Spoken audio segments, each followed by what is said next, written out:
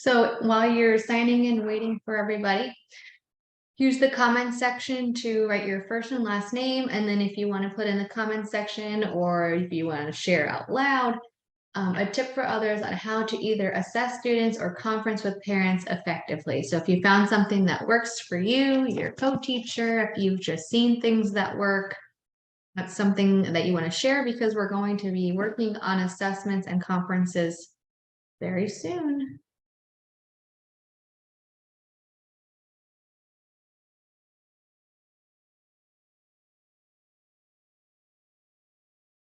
And if you don't sign in here, you just have to remember to sign in on the sign-in sheet that will be by the mailboxes. But you can just type your name if you're able to. But if you're on the phone, it might be a little more difficult to find the comment section. Or if you're just listening to a phone call, you have no comment section. So I will have a sign-up sheet by the mailboxes. All right, let's see.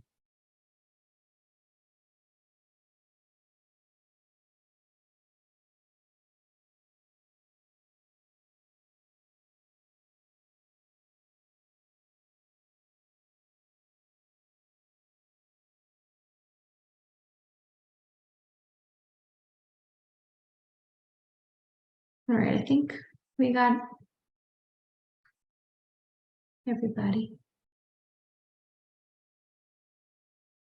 Okay. Thank you. Ruby says, share the workload. It's a perfect time for co-teachers to participate and build a strong relationship with parents. It's very true. You get that one-on-one time, even if it's on the phone with parents.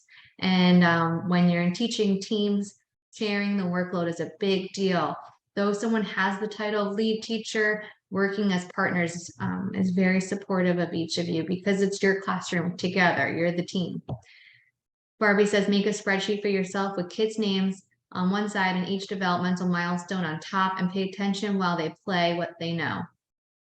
Then just put a check on each child you notice doing it. So she has a very simple method. When she was teaching, she had the names and their goals. And then if they demonstrated it or displayed it, then she gave them a check mark. And it was something that she could use to discuss with parents. And then even taking pictures. It's very easy to take a picture. Everybody has a tablet in their classroom. You take a picture of the child doing something that demonstrates understanding or progress towards mastery. Then you have your evidence right there. Because of course our pictures are 1,000 words, right? So we got thousands and thousands of words if you just take a few pictures. Cassie says, yes, having 22 assessments to get done is a lot. She's very thankful to have Raquel to help her and split it evenly. And that's true. You guys have the most assessments out of every class. Any classroom is 22. It's a lot. And like Ruby and I used to do for you guys, if you need time set aside to actually assess because you find that it's just too much in the classroom, you can't really do free choice and assess at the same time, which is understandable. Even though we're having difficulty with call outs, we'll do our best to schedule at least some time to use to assess your children. Kayla says, sticky notes are our best friend. Haley says, do we know when room 3 will get a new tablet? Ours broke before I started in there. Oh, I will order you one today. Let me write that down. Kayla Nimchek says, quick annotated notes and sticky notes are great, says Cassie. Was there a second classroom that didn't have one as well? I thought somebody else wound up with a broken screen. I just want to make sure if you're ordering them, we get enough. Yeah. If you notice your tablet is broken or malfunctioning or not in your room, please let us know. All right. I'm going to leave the chat box open, but I'm going to move on. And I hope you can see the PowerPoint. Give me a thumbs up if you can see the PowerPoint. Good to go? Okay. This is our March staff meeting. We have altered what it was going to be. It was going to be 2 hours at Holly Ridge with Joyce's delicious cooking and one place leading it. And here we are doing our same old, reliable staff meeting. So let's get started. Super staff members, there are 2 of them for the month of February. Remember, we're always a month back thinking about who in the month of February really shined. And this person has shown growth these past few months in working with students. And these people were on the newsletter, so you probably already saw they were the super staff members of February, just so you know. So the surprise was kind of spoiled by the newsletter. This person is diligent and thorough about completing paperwork and their position in the classroom. They support the lead teacher in their classroom and is a great partner in that classroom. They are punctual, which is a big deal, and they're a safe driver even when there are rambunctious students with them. The next person takes on challenges in their classroom with grace. They are not afraid to ask for support and technical assistance to improve the classroom environment. They work in small groups and one-on-one with students during free choice, which makes efficient use of time. And they work with all children with open arms and understanding to their individual needs. They're a great team player. So we say thank you to Miss Jeannie and Miss Nicole Flanders. Nicole works at Holly Ridge Quality. We want to say thank you to both of you very much. And that was for the month of February. All right. Oh, I made a little animation. Okay. We want to say welcome to Sneeds for Equality. We have Yasmin, she's a flex teacher currently. She has a young little daughter in our 3s classroom. We have Shaquita, and she is a co-teacher at Holly Ridge Quality right now. She was a flex teacher, but she has joined in Miss Chloe's room because we are filling up fast over there.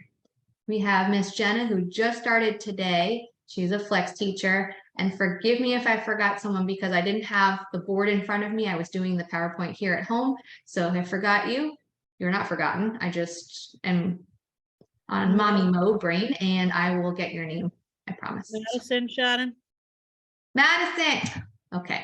Madison has been very helpful every afternoon. She's Miss Stephanie's wonderful daughter, and she's doing a great job because the afternoons are much smoother because of her. And I was witness to that for the past week and a couple days, and she's fantastic. Thank you, Miss Madison. We have our newsletter, and Miss Ruby put it together beautifully. It went over the days of Life Touch pictures and all that fun stuff for parents. There's a 50% off code for staff if you wanted to order pictures of your children. I sent it out through our messenger. If you need it again, just ask and I'll send it to you. We want to acknowledge the teacher accomplishments of February. Miss Emily Joyce completed her coursework to receive her North Carolina early childhood credentials. Congratulations to her. Miss Jeannie completed the necessary coursework to receive the North Carolina admin credential level 1. It's a big deal. And Miss Courtney was valedictorian of the Early Childhood Associates class of 2023 at Miller Mott College. So congratulations to her. That's amazing. And too bad you can't give a big speech, but I'll listen to a big speech if you want to give it to me. So congratulations, guys. Those are big accomplishments because you're working full time. Some of you have many kids at home, and then you're also going to school and accomplishing all of that coursework. That's fantastic. We have summer camp. The flyers, the packets went out on March 1st. Also, there's an online registration. So if you have parents who are interested, who are school age parents, tell them that we have the link for them, or if you've seen the link and you want to send it to them, they can come see us in the office. We're offering summer camp program in Holly Ridge and Sneeds Ferry. For our pre-K students and our younger students. I'm sorry, I don't mean to cut you off. Just to let everyone know in case parents asks them, school age are only considered school age if they have attended at least one day of school. That does not mean that they have finished preschool. They do not become school age until they actually start kindergarten. So anybody who is in our preschool program, they do not go to summer camp. It's a different program. So when parents ask you, because they will, please let them know that, or they can see admin. And the kids who are enrolled with us in the main building and do wraparound only NC pre-K will continue on with us. They don't have to register for anything if parents ask you for that. However, if they're an NC pre-K student and they don't use our wraparound program, we won't have a spot saved for them unless they tell us they need a spot and then they go on a list. So just make sure that parents should not be assuming if they're not paying for any kind of private care for their child, Oh, and half-day kids. They're not enrolled for the summer unless they enroll themselves as well. And I'll put that out on a message, but if you have parents asking, that's what we typically do. We have Parents Night Out with a parent panel coming up on the 24th. I'll go more into that later, but it's a very unique situation for Parents Night Out. So Chantel had sent us the Post-its that you guys wrote from the previous time we had our teacher workday, and she wanted me to show everybody in a digital format. So these are the things that you guys could use, and admin looked at it and we evaluated it and we made some positive changes to what you could use. Some things we just are not in our realm of possibility to provide. If you want to give us some creative ideas, maybe we can try to make some things work, but in reality, some things are very difficult or impossible. So we tried our best to do what we could. If you notice in the staff lounge, we have the instant coffee, the iced coffee mixes. You just have to bring your own cup and then it's there for you. The ice maker was working. I think it's just a lack of pouring water into the ice maker, but I'll double check that when I go to work tomorrow. I noticed that that it hasn't been working, so I'll try to figure that out. You have the fridge in the staff room, so if you want to make your iced coffee, put your name on your cup and then have it for later on in the day, then it's nice and cool from the fridge. I don't recommend freezing it in the freezer. And Ruby left some nice snacks in the staff lounge for you guys, so I hope you've been enjoying those. Thank you, Miss Ruby, for buying those. All right. So reminders, we are closed Monday. Oh, no, sorry. Scratch that. That's from the last meeting. Lesson plans should be hanging and posted before Monday mornings. Menus and schedules should be posted when received in mailboxes on Thursday and Fridays before. Whiteboard should always be up to date and accurate counts, double, triple, whatever, quadruple count your children is extremely important that your counts are accurate. The teacher in the front of the line should be counting, and the teacher as the caboose should be counting the children going out and coming in from the outdoors. Radio for admin when you're over ratio, please don't yell it down the hallway because it just does not bode well, and we can't do it any faster if you're yelling at us because we still have to check the count. So if you say admin to room, then we're coming, we're going to check the ratio, we're going to see what we can do and find that person or move some children. And please empty your mailboxes every day. Your supply list should be turned in Wednesdays each week to Miss Brittany. And if you know that you're going to need something special, probably won't come in a few days like most Amazon products. So you probably want to give us that order 2 weeks before you're going to teach that special lesson. If something is not purchasable by me, I may say that I'll reimburse you, or I may just say we can't. Sometimes we have things and you don't even know we have things, so we just have to go searching for the things, and then you have them without us having to buy duplicates. Reimbursements must be approved. Must. You cannot just go buy things and then assume I'm going to hand you some cashola. Please make sure that you get it approved by myself, Joyce, Ruby. If somebody else you ask and they ask us, that's fine, but you have to get the yes, it's okay. Please don't go buying things and then asking and handing me a receipt. That's after the fact, and we may have already had those things. Okay. Classroom closer checklist. When you close a room, you have to make sure you spray it, because I've noticed that a lot of the rooms get closed and then the room is not actually sprayed and sanitized of items. So then those kids are coming back in to the room the following day with those germs that have just bred overnight and they, accelerated. And then here we are going to the next day and you're wondering why all these kids are getting the stomach bug, or wondering why teachers are getting the stomach bug. We have to disinfect and sanitize. You have to wash your hands. You have to wash the children's hands. But most importantly, it's those surfaces that they're always on, those items that go in their mouth and the toys that are around in the manipulative bins, things like that, that are really ideal for toddlers and twos to stick in their mouths. You may have missed it as a dirty toy, so you didn't put it in the dirty toy bin, but at least at the end of the day, they're getting sprayed down. Like, that's the bare minimum we can do to make sure that those germs don't spread. All right. Please make sure you clean the playgrounds. There were many evenings that I would go out to just one playground and see that the trash was still in the bin. If you are a closer and they say, okay, bring your kids in, just grab the trash bag and bring it in, and then we can toss it with the last bits of trash. There's always that office front lobby trash bin, so you can take the cup bag, put it in there, and we'll just toss it all together once the last person leaves for the day. But please make sure, because those cups, they lift up in the air in the wind, and then they're everywhere. And then you see cups stuck in fences, you see cups stuck in the slide side. So please make sure, oh, and wipes and tissues are everywhere. So just please make sure you're taking good care of your playgrounds, and we just take a one glance over before we leave for the evening. New hires and everybody else, please don't park in that front row. I say it every meeting, but we do have new hires every meeting, so I would like them to know as well. Please make sure that those spots are reserved for parents dropping off and picking up children, because they are the parents that we are servicing.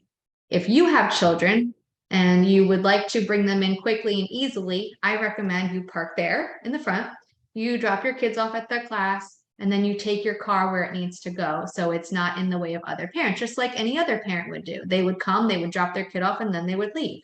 Then they would go park at their place of work.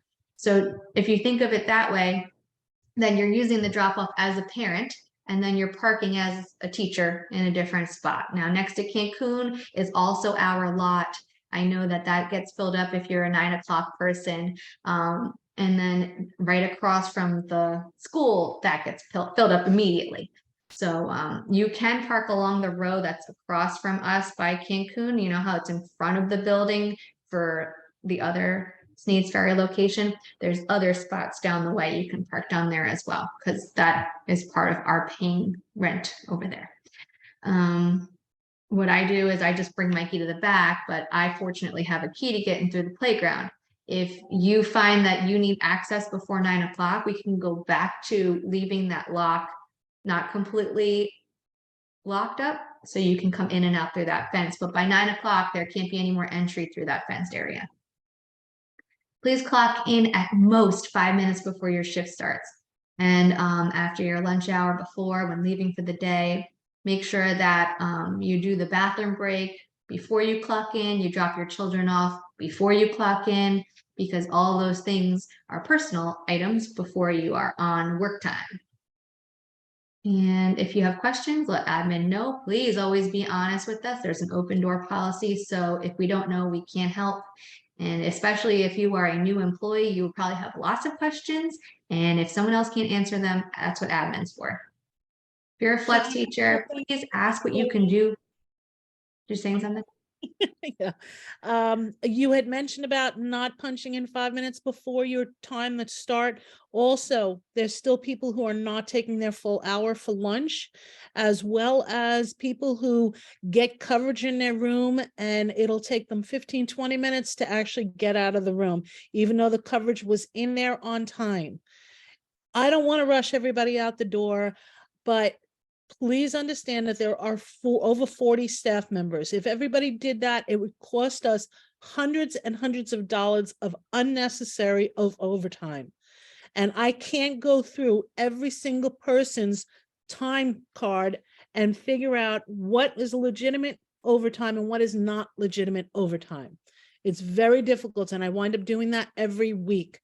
If you don't want to hurry to leave, that is fine. Go clock out and take your time.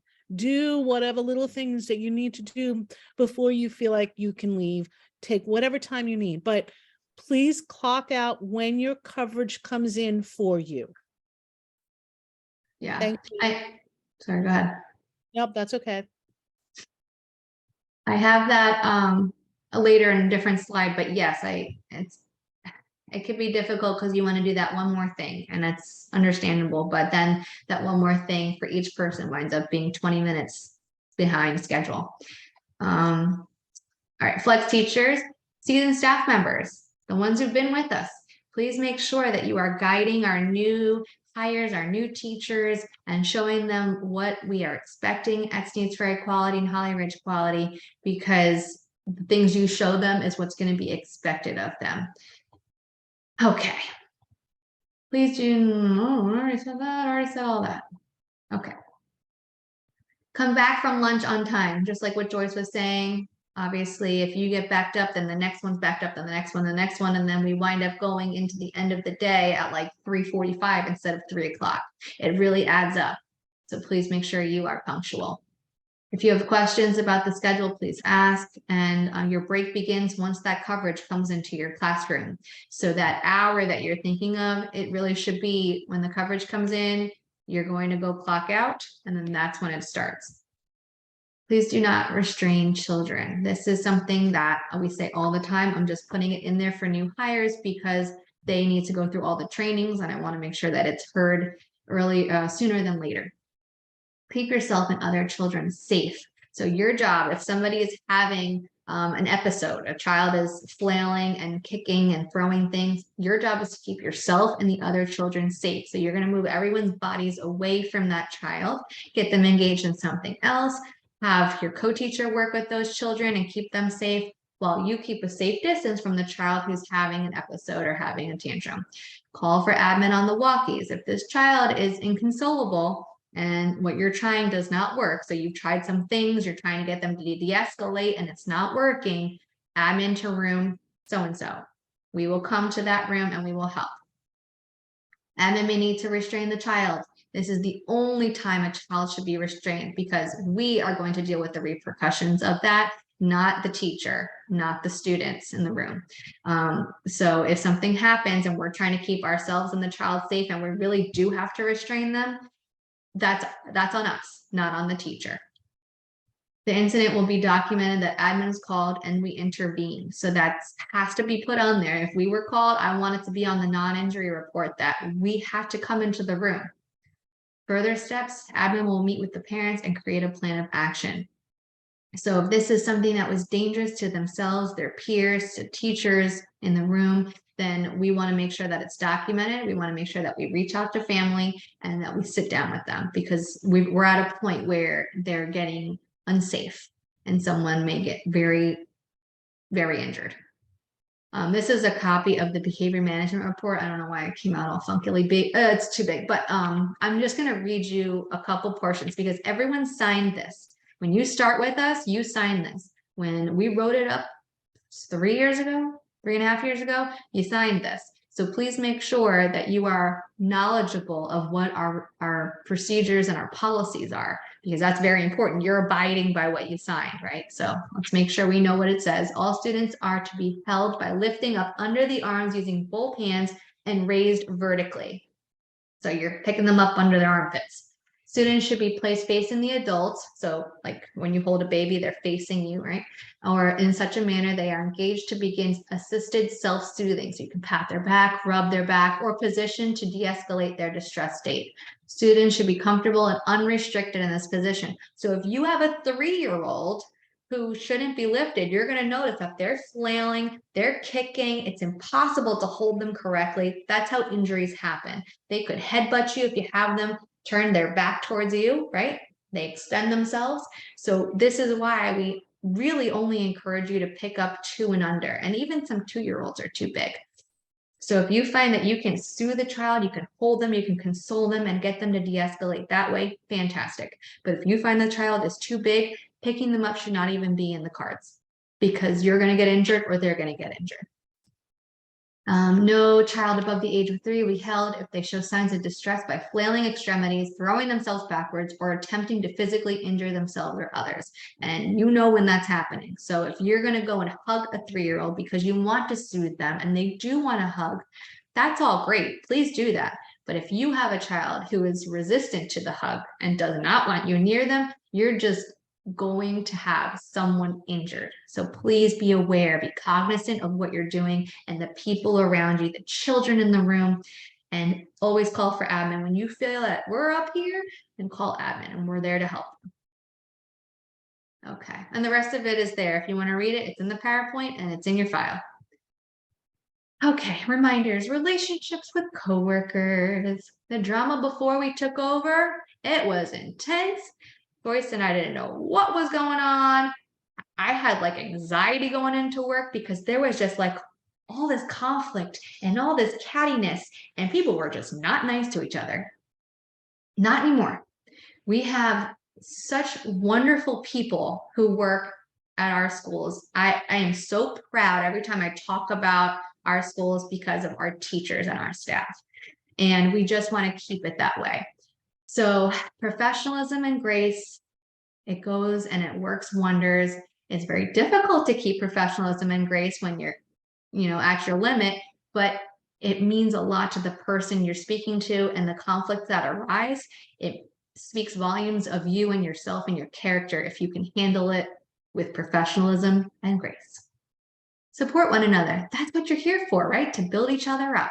So if somebody's feeling down, or maybe you don't agree with something that someone else is doing, there's a way to approach it that has professionalism and grace versus cattiness, bitterness, and nonsense. And as Joyce says, stirring the pot. We don't want people who are stirring the pot. Gossip free.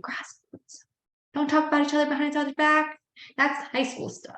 Leave it back in high school. And meet with admin to find a solution. If you find that you and a buddy, you and a coworker are just not meeting eye to eye, but you have to work together, we can get involved. We'd be happy to sit in. I've sat in many before, and I'm just kind of like the fly on the wall until somebody asks me a question or somebody prompts me to speak, then I will. But really, it's the two individuals who have to work it out together. We're just kind of that balance of, no one's going to be throwing fists at each other if it gets that intense. But most of the time when we sit with people, we sit with teachers who have some kind of conflict, they are able to work it out, resolve it, come to a compromise, and then they move on and they're happier with everything instead of holding it in and being bitter. Okay, totally shifting to meals now. Each meal has a measured portion size. This is very important because when Joyce has to order food, think about 200 plus portions. And we have to figure out what needs to be ordered to be sufficient to feed everybody, including teachers. So the portion sizes are extremely important and they are measured to a T. Please serve the portion size first. Then, if your children are extra hungry, they're going to get seconds in the form of cereal, a snack that is something that we have bags of, like animal crackers, the graham crackers, the saltine crackers, things like that. Those are the extras. Though they are not desirable extras to some children, that's what we have as surplus. That's what we have always as surplus in the storage area. We don't have more mac and cheese some days. So it's unfortunate if a child wants more and we don't have it. If Pam does have more, then the portions have to be distributed to all the children who would like that extra. And that becomes difficult too. For breakfast, if they want more breakfast, cereal, because I know pancakes are delicious, but we only have so many pancakes per child. So we do have to offer them cereal or one of those other snack items as their extra, as their second helping or third helping. Nurturing behavior and soft tones. We say this all the time. Please make sure your tones, if you are getting frustrated, call for us. If you know you're at your limit and you're gonna start yelling, ask for a break or just take a breather. Do your star breathing yourself and bring yourself back down. But that voice raised, it just adds to the situation when they're having difficulty. Student is resisting to go with you, then please let them drop to the floor. So you're trying to hold a child's hand and they're kind of resisting and they're falling back down. Let them drop down carefully. Don't like plop them down, but let them go down as carefully as you can. And then you can go back and offer your two positive choices. The two choices you would say yes to. Or give them their natural consequence. If you didn't clean up your toys, then you're going to have to stay and wait to clean up your toys while everyone else goes outside. That is a natural consequence that you can offer to them. And here's the deal. That's what it is. It's not going to change because we say what we mean and mean what we say. So if you need someone to stay back with the child while they pick up toys, which I've done before, I've been the one to sit while the kid cleans up what they need to clean up in blocks before they can go out with everybody else. Or if you want to keep being the authority on the subject, you stay back and we'll go outside with the rest of the kids. Whatever works best for the classroom environment. But you need to let us know that you need help. Gently guide students with your hand flat on their backs. So if holding their hand doesn't typically work for that child, Maybe you just need to guide them where they need to go pick up toys with your hand flat on their back. Please make sure you are careful on how you hold children, and all will be right with the world. So modeling for your students what you expect for them, teach social emotional regulation strategies in small and whole group. You should have it on your lessons that what you're teaching them for social and emotional regulation. You notice a problem in the classroom. Standing on line is a huge problem in this one classroom, and they're nudging each other, they're punching each other, they're kicking, they're crying, they're running around because they don't want to stand on line. They don't know how. So make it one of your lessons. Make it a teachable moment. Make it fun. Maybe you want to make them a choo-choo train like Miss Nicole does in Holly Ridge. Maybe you want to make them a marching band. I don't know what you want to do, but if you get creative and you think of an idea, make it something that they know routinely. That's what's expected. All right. Our process when working with difficult children. This is not a one-size-fits-all model.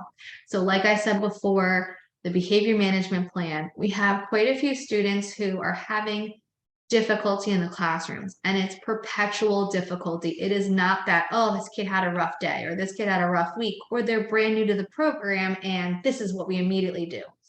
It's the children who have been established. They know the routines and expectations, and it's not working. So we have daily communication with parents. You want to sandwich, if you can, the good, the bad, the good. Try to find something positive, but you do want to tell them, be honest about what the struggle was that day. You are able to meet with these parents every evening for the most part, and we ask that you are honest with them. If you don't get to see them and something happened that day, write them a quick message, have the non-injury behavior report for them, something that has a record or that you have communicated that this was a difficult day for them, but we're going to move and work forward for tomorrow. And this is what our goal is for tomorrow. So you always want that positive turn at the end of it.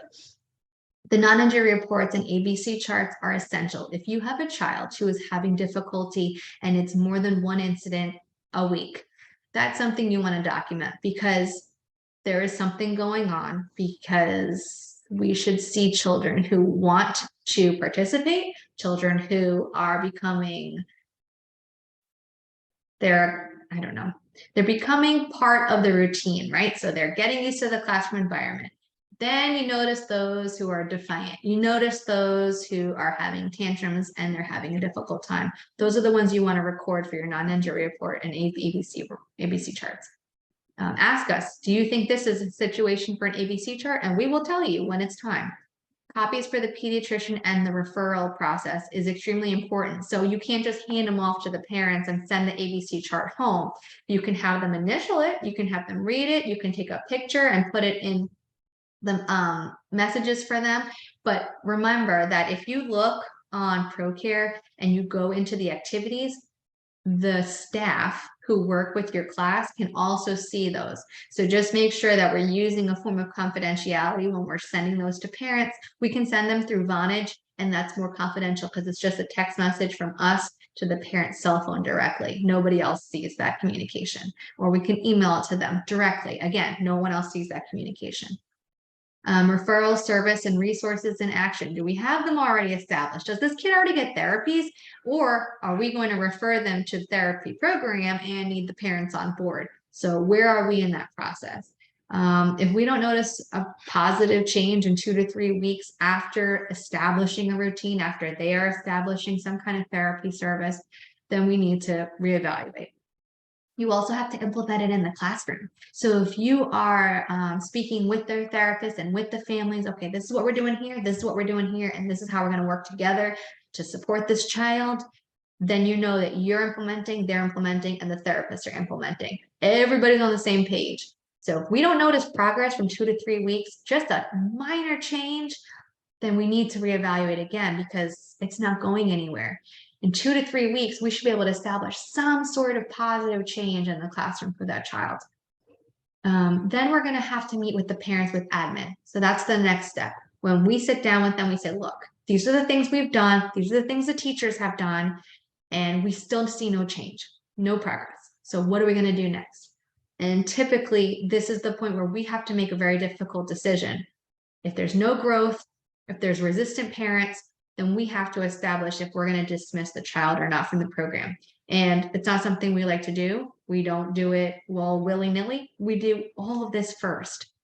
So I've spoken to many teachers who are kind of at that point where admin's about to meet with the parents, and we have to see if that meeting is going to change them for the better, or if that meeting is just going to keep that stagnant line of no progress. And then we have to make a decision, because the other children in the class are their learning's being jeopardized. Their fun in the day, if they're going home and talking about this one child who has disrupted the day, where's the benefit for the children around that one child? And the teachers, I mean, I worked in Baltimore for 10 years, and you get broken down. You do everything you can. You are persistently trying. You're getting creative with ideas on Pinterest, on Google. You're looking for support from experts. At some point, Baltimore couldn't say, hey, okay, we're going to dismiss you from the program. But I understand that breaking point. I understand where you're like, I don't know what else to do. And then you reach out for your admin, and they're as supportive as they can be. At least in this circumstance, we can support you by saying, I think that we're ready to dismiss. And then, unfortunately, that child has to find a different placement. In Baltimore or in other public schools, they don't have that. They have to work with that child, but they have the resources that come in to work with that child. We don't have that. We have the 2 teachers in the classroom. And that's a lot. It's a lot. Like Cassie said, you guys have 22 kids. That's a lot, especially if one child gets one adult. That's 21 kids for the other adult. Okay, I just want to clear that up because we've had some incidents, and I want to make sure everyone knows the process. Okay. Assessments are happening now, I hope, because conferences are happening in April. So we want to make sure that you are collecting all your data, you're observing your children, you're picking those pictures. If you're doing your preschool, kindergarten readiness assessments, you're doing those too. And those are paper forms. So you really sit with the kid and you just ask them a bunch of questions with the, if you're using the cards, some people use the flashcards for that assessment. If you're a seasoned teacher and you have some great tips, like I asked in the beginning, feel free to share. A Post-it note is great, like they said. They take the Post-it note, they write something down, and they put it on that child's page in their binder. That's what I used to do. I was old school, so I like to do paper and pencil. And I had Post-it notes everywhere. When I was doing math small group, I'd write all my notes about all these kids that I just met with, and then at the end of the day, I would just slap their Post-it in their section of the binder, and bam, I had data and I had information to use for when I was filling out the report cards and then meeting with parents after. A simple picture. I love taking pictures. I did use my cell phone. So if you must use your cell phone because it takes better, quicker pictures, that's fine. You're using it for educational purposes. You're sending it to parents on ProCare. It's the cell phone use of things that shouldn't be happening in the classroom is what we're trying to prevent. 3 pieces of evidence I think is sufficient for early childhood education. So you kind of want to show 3 different things that they are capable of doing, that they're developing, maybe they're proficient or they're advanced in. And you just want to use that to show the parents because they're not able to watch their kids all day. You are. So you're seeing magnificent things happen and you really want to highlight it when you meet with them. Now, you're meeting over the phone, so you might want to send them these pictures and say, this is what we're going to discuss at the conference tomorrow. Or, just show it to them at the end of the day after the conference. This is what I was talking about today at our conference. Okay, so at the left, you'll see the preschool assessment. This is just one sample. There are many that we have. This is a 1-pager. So if you are liking to keep it 1 page, this is the one for you. It really goes over the basics. It does not go into too much of the social emotional, which is what we're trying to build up before they go to kindergarten. They really have to be little independent people by the time they go to kindergarten. We have ASQs and they're online and they are free. So if you want to fill out the ASQ, you are welcome to do so. The CDC checklist is also a 1-pager, but it has the backside of it, gives tips for families. So that's very helpful, things they can do at home. If you want any other suggestions, great. If you have your own assessment, I know Miss Dawn had her own. She just showed it to me. I okayed it and she's been using it ever since. So if you have your own and you'd like to use it, just come see us. So like I said, observational notes and assessments. I stole this picture from Holly Rich Quality, but it shows all of these children doing something for art.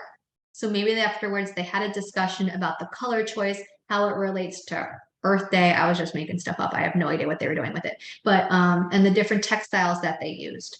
The ability to make sure that they are staying within the paper, that they're using only the fingertips to color. These are different skills that they've developed. As silly as it sounds, that's a big deal for a 3-year-old to not make a huge mess when they're finger painting or painting with bubble wrap. So if you are noticing these things and the child has progressed over the year, that's something you want to highlight. And here's a perfect picture of 6 of them doing it. And you can blur out the other faces if you want when you talk to each parent. But really, most of their faces are distorted anyway. You're not even seeing the full face. On the right, you'll see the ABC chart. Those are for the children who you know you want to document their behaviors because they've been concerning. So you should have these charts for each child. I wanted to show you this. This is ProCare. If you want to be adventurous and use ProCare during your assessments this time, it's actually very helpful. So I'm going to bring it up.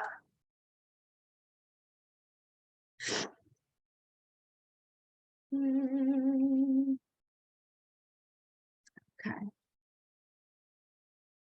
I hope you can see this. Can you give me a thumbs up if you can see the ProCare computer screen? You see a bunch of kids at the bottom? No?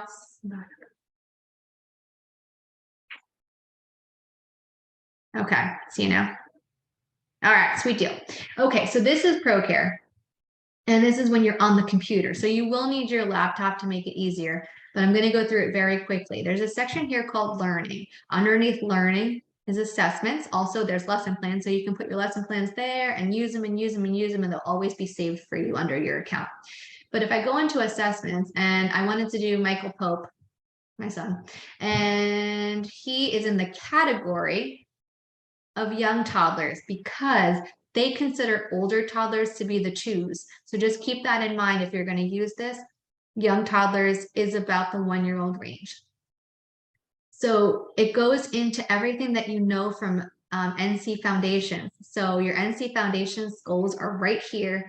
And it's fantastic because you can go in and you can say, oh, okay, as a young toddler, this is what they're supposed to know. And I can break down this and see within CD1, young toddlers have to work on CD 1.3 and CD 1.4.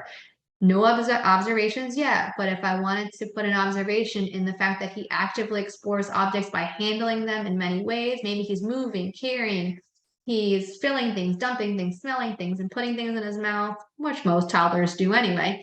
But I can say, yeah, actually, I'm going to include some observation here. New observation, a photo. Maybe Mikey was moving a car back and forth at class. So just a picture of him playing with a car is showing that, yes, he has that ability and he's working on that. Or I can put in notes there or an observation. Okay, so you can click any of those and put in your data, put in your observation.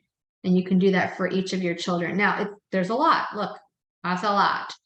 So I'm not saying you do this all for each observation, each conference, but you can highlight a couple that you think are very important to your classroom. And those are the ones that you want to discuss with parents. So this is just to give you ideas of what goals are for young toddlers, goals that are for older preschoolers. And then you can use those ideas to guide your teaching, or you can use those ideas to show, hey, these kids already know this stuff. And here's a picture of it. So I just wanted to show you that. Okay. So we have all the dinner, blah, blah, blah, blah, blah. Okay. So parent-teacher conferences, just make sure that you use the sandwich effect. So you really want to make sure that you give them a positive, something they need to work on, and then another positive. So I noticed that Shannon was working really hard on her letter forming. She's holding her pencil with a strange grip. So we're going to work on using this special pencil instead so that she can make sure that her grip is manageable and ready for kindergarten. So I said, I noticed that this is happening. She's doing this. This is the struggle, but this is how we're going to work on that struggle together. So even though it's a sandwich, it's like fluid sandwich. They wouldn't even know you're doing it. But you gave them positives with their child, and then you gave them something that they need to work on. Not all of them are going to be that pretty, because if you have a child who's really having a difficult time in the classroom, you have to think about ways to give them that sandwich. And if you want ideas, I am here to help if you'd like. So you have these conference forms. Please make sure that you emphasize to families they are phone conferences.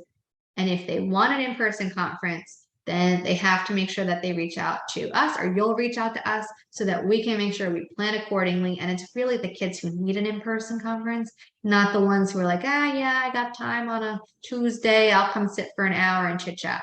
We don't have time for that. Those are phone conferences. It's the parents who really need to be sat down with, who are going to be face-to-face conferences. And they'll most likely have an administrator with them. Okay, so this is transitions for infants, toddlers, and I don't have as much time as I would like, so I'm going to ask my infant and toddler teachers to hopefully watch this. It's also 2-year-old teachers. This is a fantastic way to show you how to include transitions in a smooth way and to make sure that your children are involved in the transitions in a positive way. I thought it was pretty helpful. Okay, this is a film on redirection. These are all very short videos. This goes into they're redirecting their preschoolers, their 3.5-year-olds in this classroom. Problem solving in the moment. So this one I would like to show you this one, and it is quite short, and it's about problem solving in the moment, because we have many children who struggle with sharing, or sharing a space, sharing objects, even sharing friends. And this will hopefully help in the moment teaching that we're talking about. Welcome to this short module on problem solving in the moment. This video, sorry, I'm going to make sure it's loud enough. Okay. Highlights the ways that teachers can support children in learning how to use problem solving to deal with the upsets and conflicts and other social problems that may occur in a preschool classroom. For many young children, the preschool classroom is a new social experience. They will need to learn how to share space with other children, share toys with other children, and share the teacher's attention. It can be hard. Some problems are bound to occur. Let's find out how to help children learn to problem solve. Problem solving in the moment can be an effective way to prevent challenging behaviors, and it teaches children useful social skills. Problem solving in the moment is one of a series of in-service suites about behavior guidance. These strategies and practices help teachers create classrooms that are filled with effective and engaging interactions and environments. That's the foundation of the National Center on Quality Teaching and Learning's House Framework for Effective Practice. The other parts of the house are use of research-based curricula and teaching practices, ongoing child assessment, and highly individualized teaching and learning. There are 5 steps that help teachers guide children's behavior and encourage their problem solving in the moment. Anticipate, be close, provide support, create multiple solutions, and celebrate success.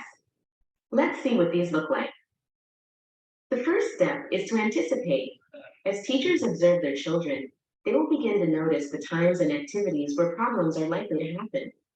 It might be when all the children need to transition to a new activity at one time, or when children have to wait their turn. Teachers anticipate and get ready to problem solve. The second step is to be close. The teacher regularly scans the room or playground.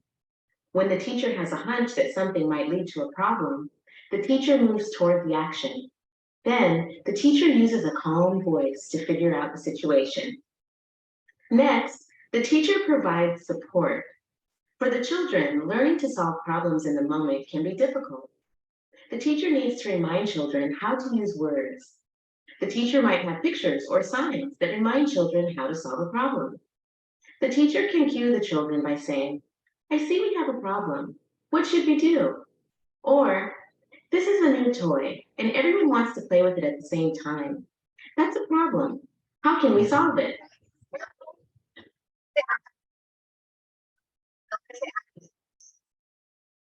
We need to solve our problem. Claire has an idea, you can share them in a box. It's a good idea. The next step is to generate multiple solutions. There are all sorts of solutions to typical preschool problems. Children can pick a number or flip a coin or use a timer or make another choice. Some teachers create solution kits. solution list, or solution books that contain ideas for children to try. Do you want to look for an idea in the basket? Grab that.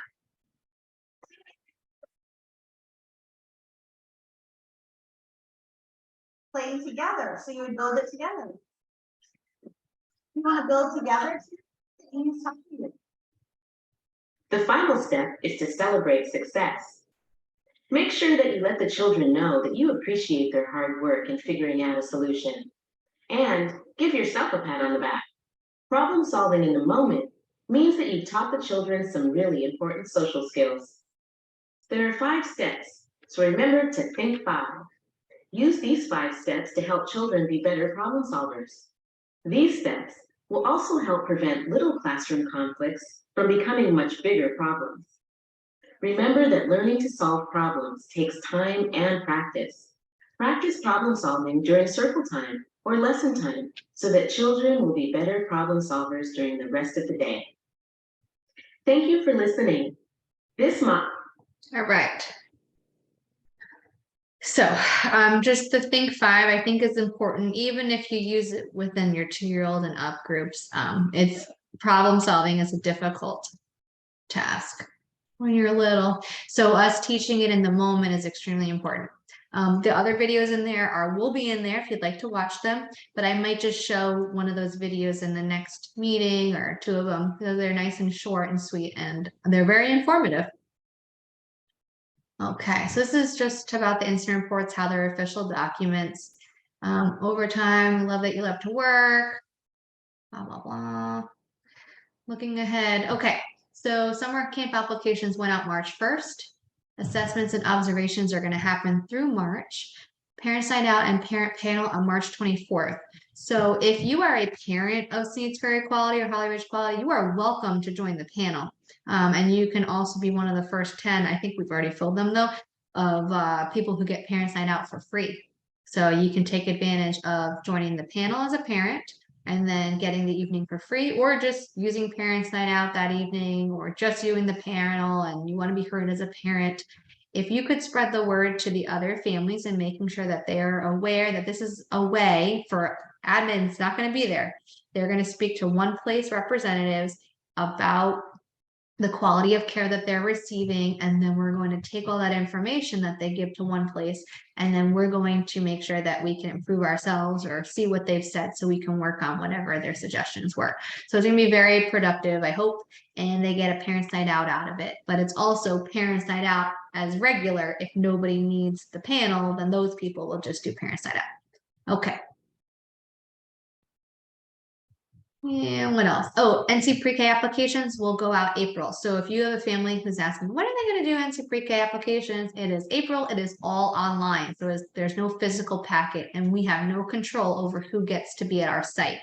They can list our sites as #1 choice, but doesn't mean they're going to get our site. Okay. Let's see.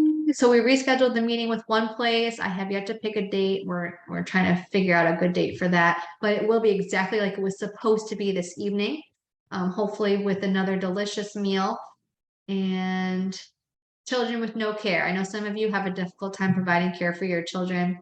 And if you need to bring them, they will eat and they will play separately in the same area while we do our meetings. We have a questionnaire for you. It's very short, but it'd be very helpful. So it's for staff for summer employment. You have the opportunity to switch it up a little. So I'm going to show you what I mean. So this is if you were to take the survey. Please put your name, because otherwise we have no idea who filled this out.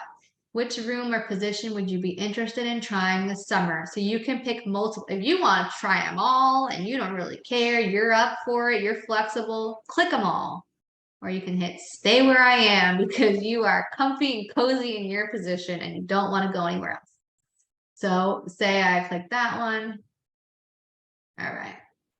Then for section 2, so what you just answered, would you be willing to stay in those positions in the new school year beginning in September? So you're trying it out for the summer, but yes, I would really like a nice change. Or nah, it's only for the summer. Or maybe I'll think about it. Or if you have something else to say, then write it right there in the other section. If you could rate your preference of shift times, what would they be? So we've had a lot of people come to us with questions about summertime shifts. We're not going to promise anything. We just want to know what your availability is. If you are available for all shifts, you're going to move that bad boy to the top, because that means you have open availability and you know, for the summer, you're flexible and you'll do any different shift. If you are a person who loves their morning sleep, you're going to put 9 a.m. to 6. And then you go from there in order of preference. So your number one preference will be first. And if you have questions or comments for us, you have something else you want to fill us in with, some kind of request that we didn't put up in here for the summer, I cannot promise that we will fulfill all requests, but we want to make sure that we hear you and we take into what you're saying into account so that we can at least do our best to accommodate. And then you hit submit and the end. So I'm going to ask, I'm going to come back to this. These are all the trainings, you guys know. These are all live links, so you can click them for trainings. And before I go back to that page, Joyce, did you have anything else you wanted to add? Yes, there was something else that you had hit on briefly when you talked about, I think you said something about NC pre-K. And I just wanted to let people know, because we had discussed it a while ago, that we were trying to get 3s and 4s pre-K in Holly Ridge and in the main building in Sneads Ferry. Just so you are all updated, we are not able to do that this year. Apparently those spots have already been, they're not taking on any new schools. So we wanted to let you know that. We were very disappointed about it. The soonest we can do it is for the year of 2024, which we will start very early and make sure that we can try and do it for that. But what everybody can do to try and help with that is to encourage parents to put in for NC preschool 3s or 4s, even though we aren't going to have it, because it shows that there is a need for the community. And the more people that they have that apply for NC preschool and 3s, the better our chances are of opening up our own for 2024. So you can direct them to admin if anybody asks, but I know I've had several people that asked about it, and do they have to sign up for NC preschool? Can they stay in the regular, so on and so forth. I always encourage everybody to attempt to get NC preschool. It doesn't hurt them in any way. And if they don't get it, they're right where they are now, but at least it shows the community that there's a need. Right, exactly. Because when I have to fill out a bunch of paperwork and write it, looks like I'm writing a college application, because I have to prove that there's a need in the community. With all those applications, I can use that data as my reasoning. I also have to figure out the income level and the number of potential pre-K students in the community, which we had to do to prove for Sneads Ferry too, and they gave it to us. They gave us 2 sites. So if we can do that again, come for 2024, then we can do it for both Holly Ridge and the main building.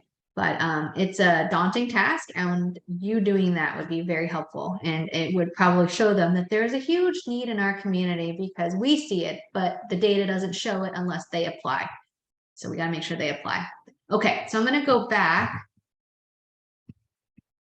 Okay, I'm going back so that you can, if your phone is handy, scan that QR code, or you can click this link. I'm about to send it out on Messenger. Please fill out this survey so that we have a clear understanding of what you prefer. If you don't fill it out, we're just going to think, you know, you're nonchalant and you're up for anything. So please make sure you voice your wants in the survey so you're heard. Does anyone have any questions for the good of the group? Or you can just message me after. All right. I hope you have a wonderful evening. Thank you for being accommodating. And yes, Yasmin, I will add you to the group. I'm so sorry you're not added. Okay, I'll do that right now. Bye, everybody. Have a good evening.